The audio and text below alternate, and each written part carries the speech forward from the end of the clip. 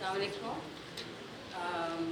आज का सेशन इससे ज़्यादा अप्रोप्रिएट नहीं हो सकता आज के इस टाइम के ऊपर, जब हमें सबसे ज़्यादा फैक्ट्स ये बताते हैं कि हर एक मुल्क छोड़ के जाना चाहता है। So the topic of South Asia, South Asian art and diaspora is the most appropriate topic for discussion at the moment. And I also feel that where we ended our discussion last year at this place with the same panel, except the artist is different this time, we are going to start our conversation again. So my first way of opening this panel is by little bit informally introducing our prestigious honorable panelists. So I'll start with Ruby. Ruby I know as a friend, as a fellow artist, a very, very important Pakistani diasporic artist now living in USA, New York. And I've always admired her work and been a fan. Ruby Chishty, a Pakistani-American sculptor and installation artist based in New York, brings a haunting and enigmatic touch to her work. Educated at the National College of Arts, Chishty sculptures traverse the journey of fabric from discarded, mass-produced, and ceremonial clothing to the reimagined filaments of artistic expressions. She has been showing her work in the most prestigious institutions around the world, in prestigious galleries, and very, very important collections has her work, including Art Mill Museum, Qatar, Curator Museum of Art, Devi Art Foundations, and many more. So this is to welcome Ruby. And currently her work is at Rohtas 2, is being shown. The World is a Loose Stitch, Part 2. And we also have, next to her, is Manmeet K, who was here last year as well, and a very, very interesting art curator and writer. And her position is very interesting, that she is from India, from England, and the way she interacts with Pakistan, we are soon going to claim her as well. So Manmeet Walia is a curator and writer with her ongoing practice on young South Asian voices. She did her first master's in English literature before completing her master's in curatorial practices from Chelsea College of Art, University of Arts, London. After practicing journalism for over half a decade, she transitioned to being in the arts. That's a very good choice. Various curatorial projects include Woven Expressions, Chelsea Space, and the Library Project supported by the University of Arts, London. She's doing a very, very interesting collaboration with Salima Hashmi, which we are going to talk about in detail soon at the end of, towards the end of our discussion. She believes curating allows her to engage with artists, fostering collaborations, public engagement, and exchanges that enrich her current practice. And at the end, next to me is Mrs. Hashmi, my professor, my teacher, mentor, friend. She doesn't need any introduction, but I just want to introduce her one side, which is constantly writing about South Asia, Pakistani art. We as students, I remember when we were in her class, our introduction to what is happening in India, what is happening in Nepal, Bhutan, Sri Lanka, it was through her interest and the material that she used to bring back to us was very, very important for recognizing how South Asia, we are not alone in Pakistan, but we are somehow connected through our so many histories and narratives, fantasies, desires, histories, and whatnot. So she really made us realize how it is very important to feel part of the whole and how to recognize your own practices as part of, parallel to other practices which are happening in the region. And for that, and also her writings and her books are also, especially The Hanging Fire, which she did in 2009, and now she is working on a very interesting futuristic South Asian art exhibition in collaboration with Manmeet K in SOAS, soon to be open. And so by introducing Mrs. Hashmi, I want to ask the first question to Salima Hashmi Saiba. Please tell us about, you have been involved in India, seeing the art in India, in Pakistan. You have been traveling. You have created Madan Jeet Scholarship for SAG students. You have been very much involved in the region. How do you see our art, Pakistani art, and people who are practicing here, people who are writing about Pakistani art in connection with the region, and also, where we find connections and where we find differences, because all our narratives are built on the differences. Thank you, Farida. I think that one of the things that perhaps I have as a legacy is that having been brought up in a household in which there was always a breadth of vision about how a person is not solitary except that when they are engaged with their own work, but they are part of a larger brotherhood, sisterhood.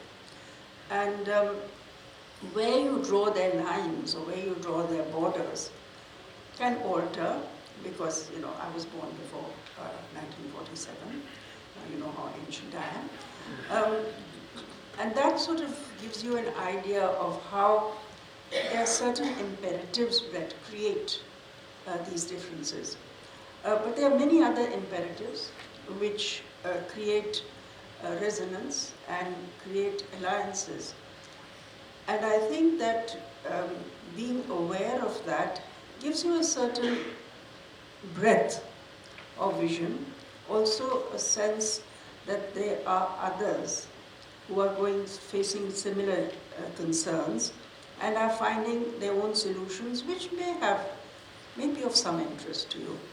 So therefore, yes, it started with India, and I went there as a schoolgirl when my father led after he came out of jail, he led the first writers' delegation to the Asian Writers' Conference in Delhi.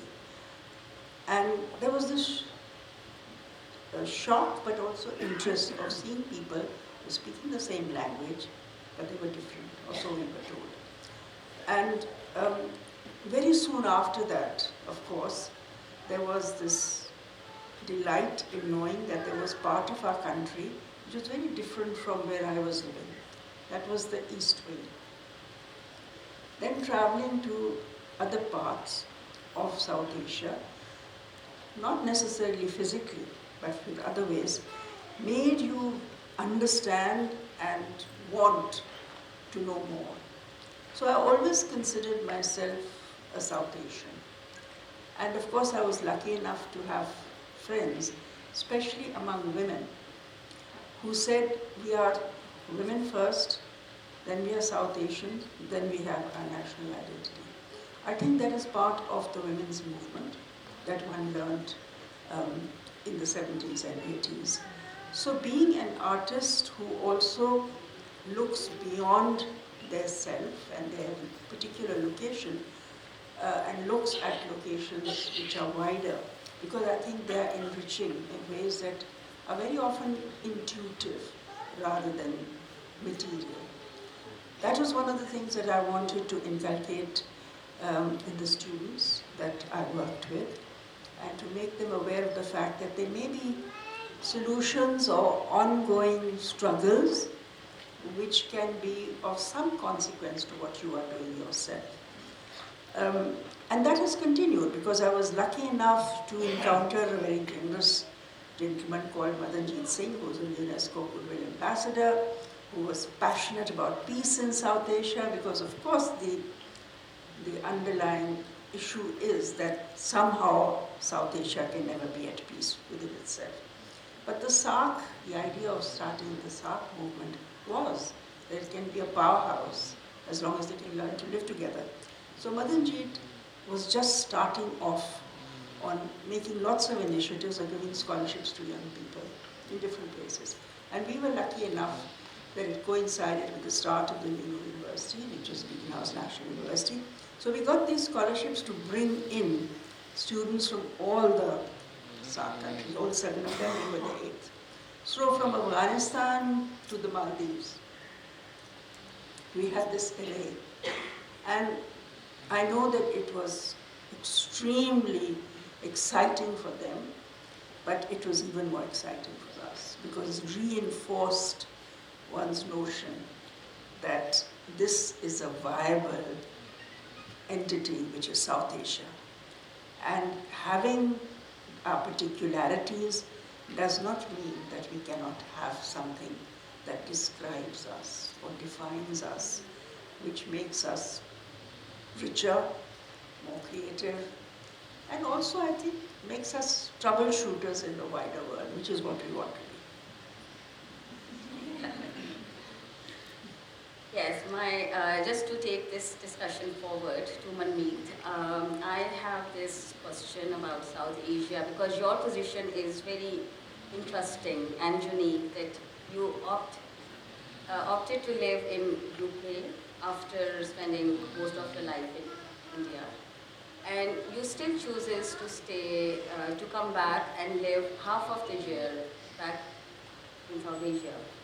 So, and you are also representing art from here and there, of all the artists who belong to this khitta, chahe wo udhar hai ya wo idhar hai. So how do you see this whole idea of, diaspora, yourself, your position, and, ख्वाब वो भी देख रहे हैं, ख्वाब हम भी देख रहे हैं, डिज़ायर उधर भी है कि यहाँ पे आके वैलिडेशन का या अपने काम को शेयर करने का या कनेक्शंस का डिज़ायर यहाँ पे भी है कि उन अपॉर्चुनिटीज़ के साथ सेंटर उधर है, मार्केट उधर है.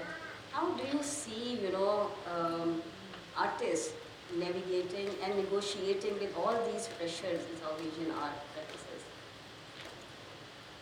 Thank you, Farida. First of all, I would like to say she's just not an inspiration in Pakistan. It's across borders and across the globe. So let's take that. Honestly, because I moved to UK at a stage when I had worked in India.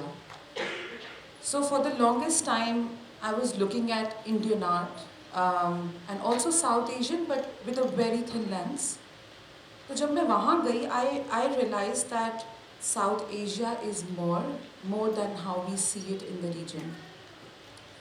और वहाँ के artists से बात करके लगा that they are going through very different challenges.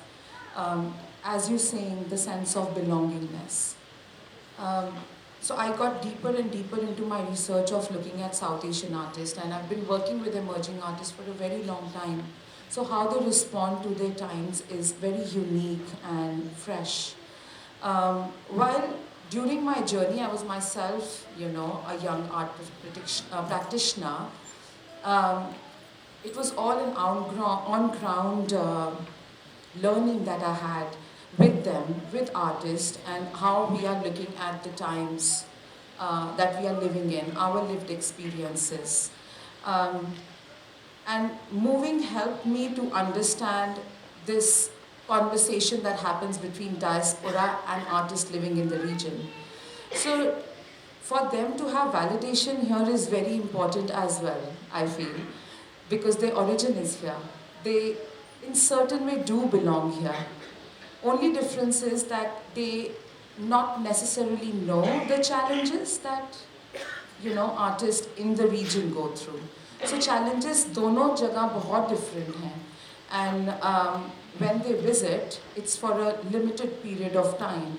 So how they see the different aspects of South Asia sometimes is through a lens of probably visiting family or a research trip.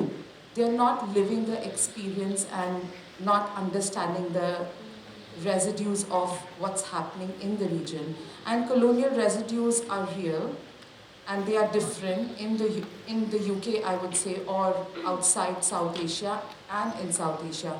The challenges are very, very different on basis of what we are going through in terms of politics, socio-economic issues, the challenges, the family issues, the feminist movements, the queer movements, all of those. So उन सबको ध्यान में रखते हुए जो diasporic artists हैं, they respond to what they are living in, and their socio-economic issues probably are not similar to ours. And when we are looking at them from here, artists के challenges अलग होते हैं, material के पैसे नहीं हैं, for example. They are coming from a certain background, they don't have support. वहाँ पे भी होते हैं, but वहाँ पे grants बहुत ज़्यादा होते हैं. So how do they navigate that? The power of language. English has become such a predominant language in arts that not all artists here understand how to articulate themselves, whether in writing or in speaking. And whereas artists there, because they're born and brought up in a place where they understand English so well that they are able to apply for grants, for residencies and all of that. There's a lot of work going on in terms of getting emerging artists from the region and giving them exposure there. But वो भी एक होता है एक साल में, which is imbalanced in terms of giving them exposure. Of course, it's a huge competition that they have to go through. So keeping all of that in mind, I feel I do, now that I understand how diaspora thinks, and I live with them, and I understand how they are navigating their own challenges there, I do feel that there is a place for South Asia diaspora here in South Asia. So how do we kind of make those dots join is a big question. But it also brings us to the fact that how much South Asian artist is being shown in the international or in the Western region, because we are constantly looking at what is West doing.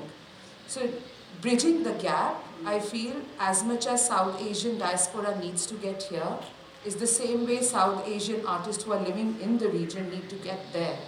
And that is one of the reasons that when Salima ji and I started working on the show many, many years ago, I would say that now, that we were very sure we want to work with emerging artists who are living in the region, and they are responding to the times. And I'm very happy and excited to see that most of them have not really been shown in the institutions outside the region. So that's something that, you know, we're trying, that we are able to have a conversation on. And also, to be very honest, kind of educate the Westerners in a certain way. Yeah, it's a very interesting response, Manmeet, because it helps you think about, you know, how you subvert the colonial gaze and colonial structure. Because, as you said, we are still, you know, in the same issue of representing to them, you know, what is happening, you know, the stories over here and their own representation, how they are negotiating and navigating. So, as Mrs. Hashmi mentioned, you know, that is one way of creating your own power by creating scholarship within the region. So the artists are trained within the region, and they are trained by, you know, in the same area. And then they get validation or appreciation abroad, and they face the colonial gaze or the market and central markets for international museums and all of that. So, so that gives me, you know, more food for questions. But I want to now shift to Ruby and ask about her journey, because she worked for a long time in Pakistan, and even though she was based in Pakistan, for us she was always a diasporic artist, because we could never see her. So I remember Ruby as a great artist who was invisible. Because Mrs. Hashmi, I remember Mrs. Hashmi introduced me to her as you must see her works, beautiful, so sensitive, but where is she? Oh, she doesn't meet anyone. So, so it's so interesting that, the distance, whether you were here or you were out right now or there, it was always there. It was your choice. You always opted for a very private space. And so how was your experience of going there? Of course, people migrate for various reasons, and it is part of our history. Yeah, thank you so much, Farida. Thank you all for being here. Yes, I think I realized that I have to choose between striving for visibility or making work. So I prefer to make work, and that's why I think, because that was more important for my own well-being and for my own self. I just work that because I cannot do anything else, and without making work, I think I can hardly remain sane. So that's the reason I'm hidden and you are not able to see me. But as a sculptor and artist, trained in Western classical manner from National College of Arts, and then staying home with my mother for 11 years, who was paralyzed in an accident in here.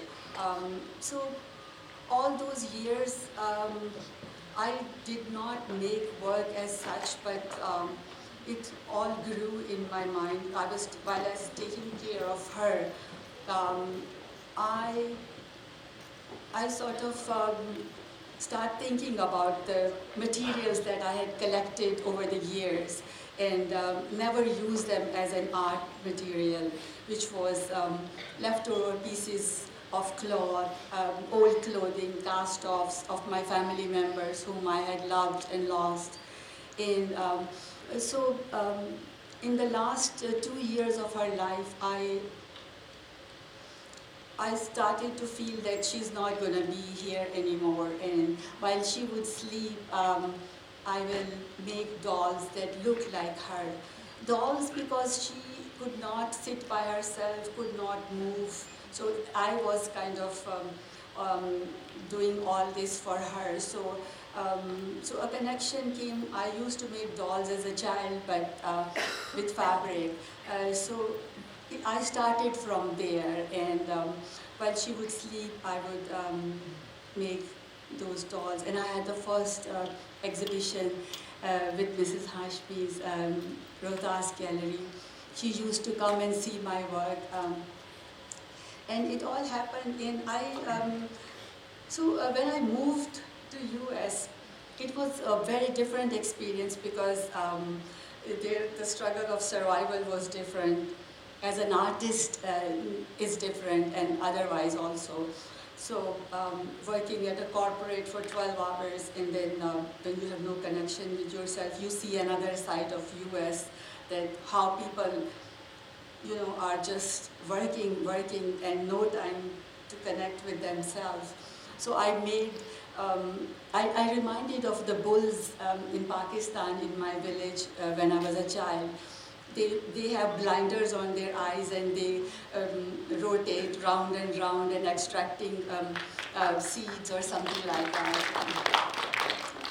So I made those, and their heads were bigger, as if they are born in that culture. So that was us, me and my husband.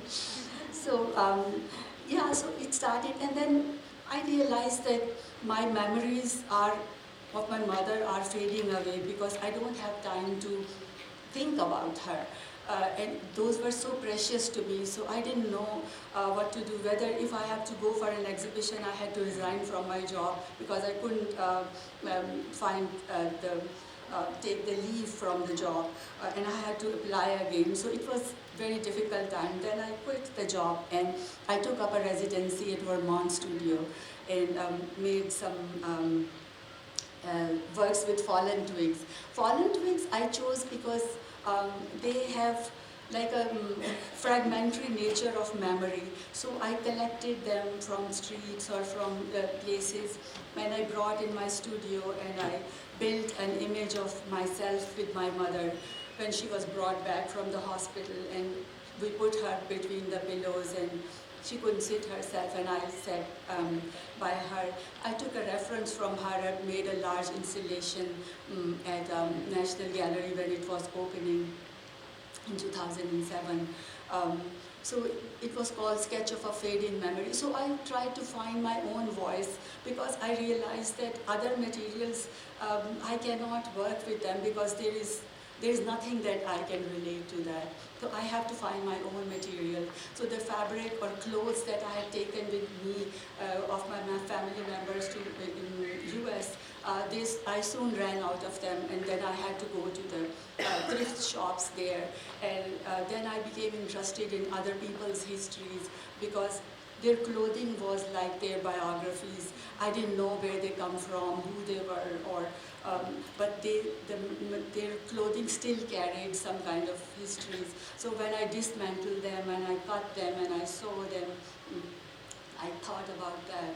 And that's how this journey sort of started. And then in the meantime, I had also lost the home, which was in Pakistan, and which I was supposed to come back and, dispose of things. I couldn't come, so I would dream about that I'm just sorting those things out. But I could not come, so the house was demolished, and when I came back, it was all wilderness, as if house did not exist there. So that made me think of the house that can always live with me, and I would never lose that. So I built an architecture of all those old clothing, recycled clothing. I remember the faded color of architecture in Pakistan. And so I made those with windows, and so that other lives can come and live with me. And I did a silent performance in Dumbo in Brooklyn. So yeah, so it how started, and then I kind of started comparing the Earth's history as the sediments are layered, and that's how people's history. So I combined them in architecture, and I created larger works for that. Beautiful.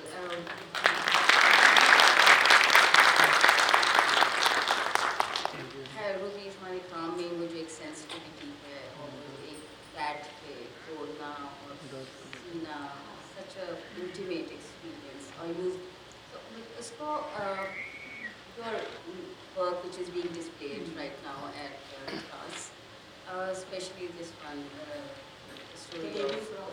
Yeah, the Baby Frog. I mean, these kind of definitely reflect about the architecture of the place where you are living in at the moment as well, right. And also reflecting back to your own house or home, which you never came back when you left. So, इसमें जो you mentioned the use of material, the recycling of material. So उसको मैं इसी में post colonial उसमें देख रही थी, सोच रही थी कि we are always being creators. यहाँ पे जो हमारे craft का भी और सारा कुछ रहा है. And this is a question to all of you as well. कि with our history, हम लोग बनाने वालों में से हैं, लिखने वालों में से हैं. But somehow, हमें वही चीज़ें जब recycle होकर ideas, जब हमें west से मिलती हैं, तो वो हमें उसके साथ नई चीज़ें, नई terminology, जैसे recycling है, which was always a very important part of our life. कि यहाँ पे तो कभी कोई चीज़ recycle हुए बगैर होती ही नहीं थी. But now we are adopting this term as a new phenomena which was given to us, and it is being part of everyday culture and practices. So just using this example to think at a larger place that how do you see, and Mrs. Hashmi and Manmeet, so anyone and all of you are open to talk about it, कि यहाँ के जो लोग हैं और आप लोग, especially in a position when you are representing, you chose to now represent people who are artists who are living at the moment in this region and representing them in UK. So how do you see, ये negotiations का, ये selection का, इसकी ये importance है, उनकी stories को किस तरह से बताया जाए, कहाँ पे where you take your own power, your agency, आप अपनी voice को कैसे shift करते हैं, mold करते हैं, उठाना चाहते हैं, negotiate करते हैं, क्योंकि ये बहुत complex चीज़ें हैं और हम एक session में तो इस पे नहीं ख़त्म कर सकते, लेकिन with a reference to your upcoming exhibition, I want you to comment on it, and also if Ruby wants to say something about it. I think what I'd like to comment is the first thing that you do is to know very well that what precedes you is already a preoccupation of certain stereotypes. South Asia is like this. And they expect something exotic, they expect something to do with how they know South Asia or how they have understood or experienced South Asia for that matter. While we who work here and are looking at work know that very often it does not have anything to do with the preconceived ideas that are there floating out there. It was to do with, yes, with things that, for example, Ruby has hinted at, that there are personal histories, of course. There are histories to do with encounters, which have to do with new materials. There are histories of frightening circumstances. This region, the whole of South Asia, has seen civil wars. I'm thinking of the work of Tamil artists from Sri Lanka, whose work carries a kind of poignancy that has something similar to what Ruby's work is about, using fragile materials like textile fibers. That brings us to yet another question, which is also across South Asia, which is the experience of women and how they deal with, well, everything from misogyny to injustice to being laden with the idea of carrying something on. And that has again something to do with Ruby. The fact that, okay, she is the one who becomes the caregiver, in spite of having siblings. I think also that when we look at, I mean, if you go into the galleries where we have an exhibition of yet another artist from the diaspora, Sara, who comes back here and finds, lands up in Gilgit and sees what happened when the Atabad disaster happened, which is, has given great tourism to the north based on the disasters that the locals went through and are still going through. People are still displaced. They still have not found alternate ways of living, and especially the women whose voices were not heard. So it takes a woman artist to come back and look at phenomena that actually local artists have not looked at. So that raises other questions about how, when you are distanced and you try and come back and erode that distance and want to come back, what do you see? Things that we ourselves perhaps don't see. So I think that these are things that we were thinking about. And with Manmeet and myself, I was not able to go to India, but she was able to come to Pakistan. But we went to Bangladesh, we went to Sri Lanka, I've been to Nepal, and we were lucky because at BNU we've been having students from Afghanistan for 20 years. So we have followed their journeys, and some of them are in this exhibition, and Kashmiri students who came to us from Sri Lanka. So in a sense, we've been able to, I hope, talk about practices which emerge from realities that are there in South Asia, but they're not, how should I say, they're not what the West might expect. I hope that we jolt a few critics. I hope there'll be some surprises. I hope there'll be criticism, of course, beyond that. But perhaps it may start a conversation between the diaspora and artists who are in the region, because that, I think, is very, very critical. I also would like to add one more thing. So, one very important connection that I felt was of emotions within the region. and that interconnectedness that we see, which is based on the shared histories we all carry. And it's years and years and years and centuries of having similar traumas, you know, and how artists are kind of taking that as baggage and reflecting on it. It's a very common thread that connects us, and I feel that's coming across, you know, in a lot many ways. It's the similar language, even if a different vocabulary. And that I feel is very special in South Asia. That I feel is exquisite to it, and it celebrates that emotion of South Asia, even if we have the forced line in between us. And the sad part is I don't know if we can be as fluid as we should be in having that cultural exchange within the region.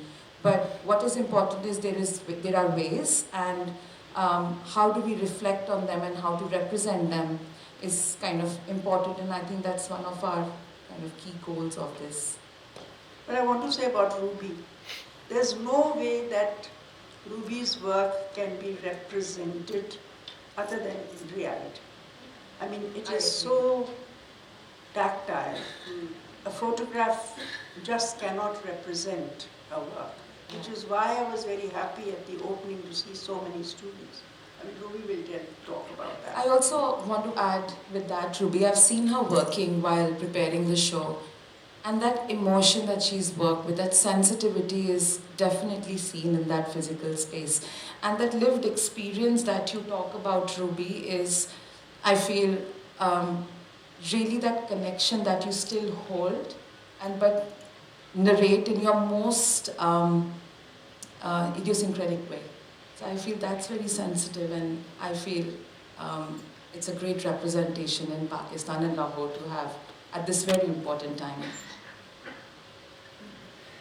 I feel very humbled and very fortunate to be back and show and share my work with the audience, because this is a major part of my work, that when it completes, when people see it, and there is a room to enter for them, and I deliberately create them in a way that they are aesthetically resolved, they carry the emotions which I want to convey, and there is room to interpret also and to enter.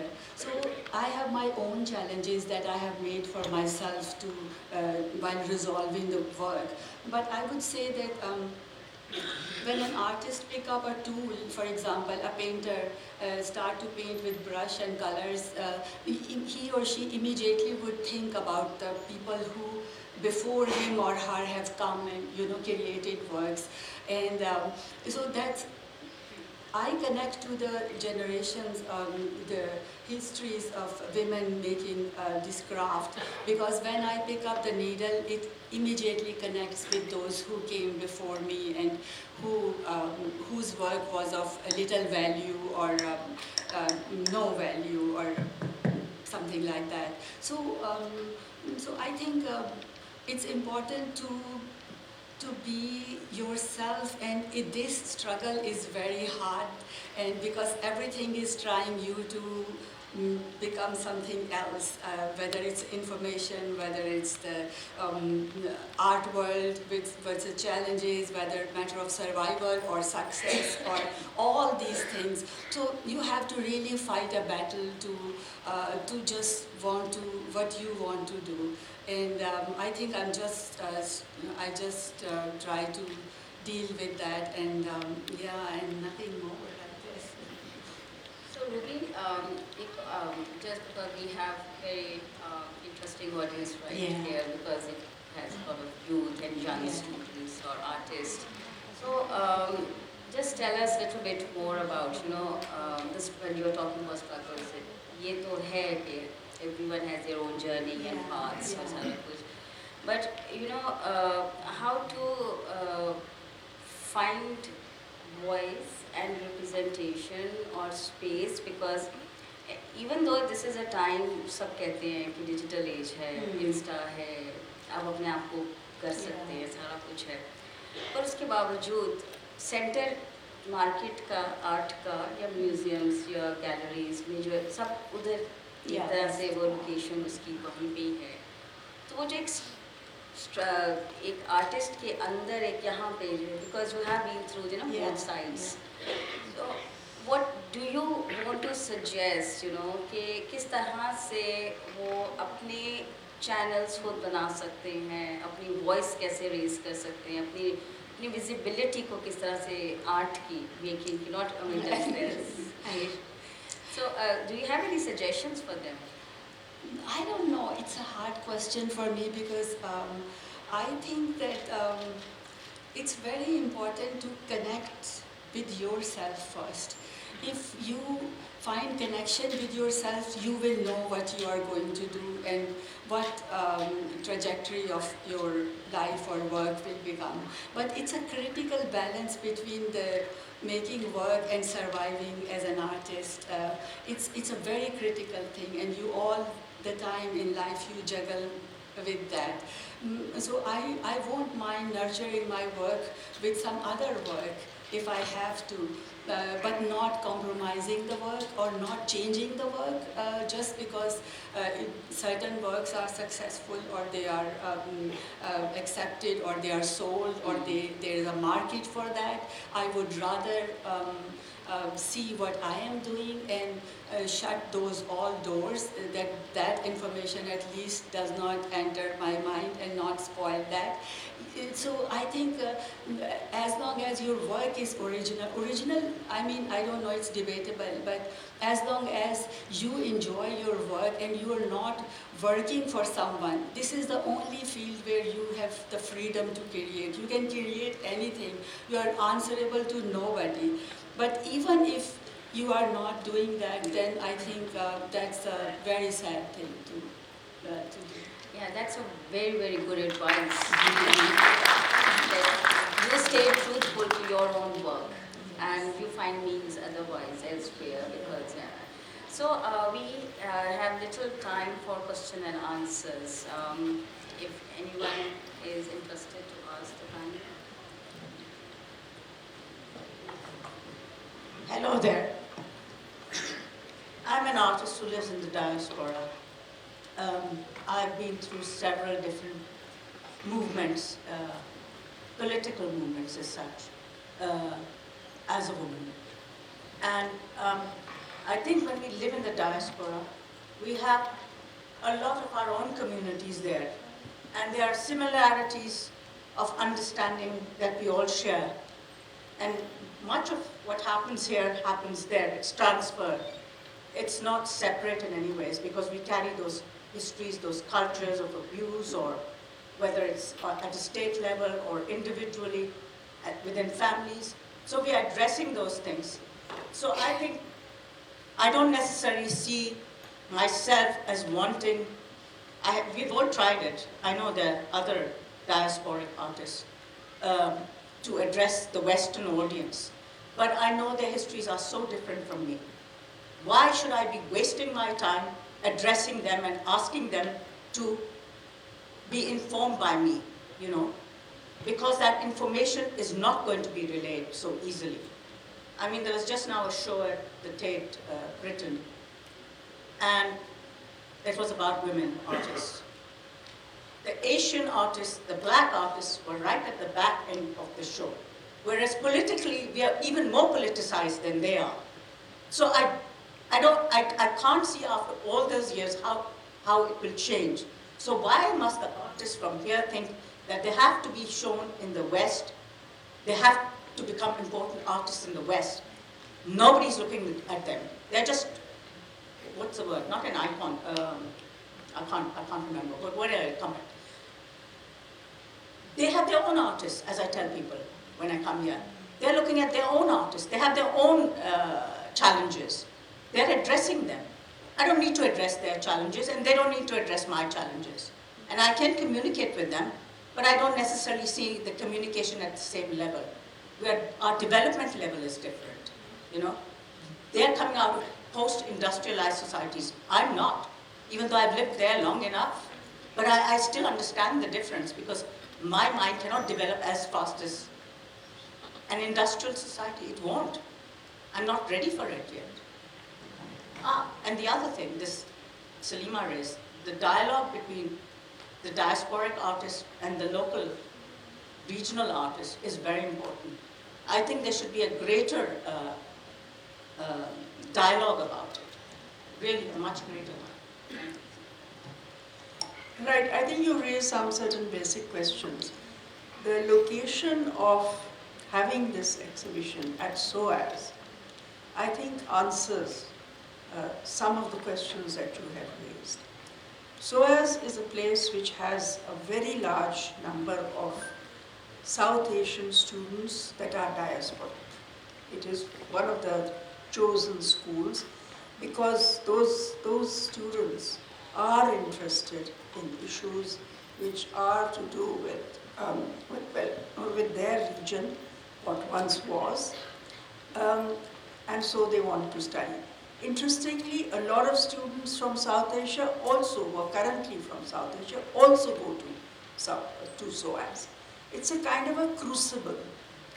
And I think that makes it a very opportune space for having this conversation, which is the isolationism is in South Asia is,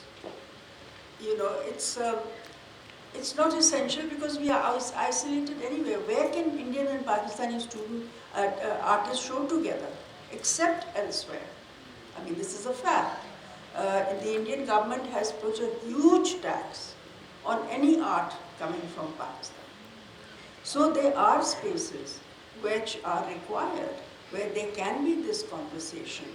For a long time, it was very difficult to get students from the Tamil community in Sri Lanka to Lahore to study. There was a blank wall. No nomination would come from the Tamil community. It was with great persistence that we finally broke that barrier and started getting them here. We have to acknowledge that South Asia is conflict-ridden within itself. Look at the situation in Bangladesh previously between Bangladesh and Pakistan, and now between Bangladesh and India. I think that spaces like the SOAS space are the absolute ideal space to have these conversations between the diaspora, or the West, if you like to call it, and what is here. I don't think that one can restrict any artist because the world is very mobile now. And mobility is something that anyway, from wherever, when you think that miniatures turned up in Rembrandt's studio from Shah Jahan's, artist studios.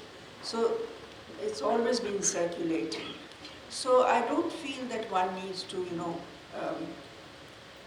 feel in any way intimidated if artists want to speak to whoever they want to speak to. When I look at Ruby's work, I'm reminded of the fact that when she had her first exhibition, which was in Lahore at Lotus 2, and she had put some of her works outside.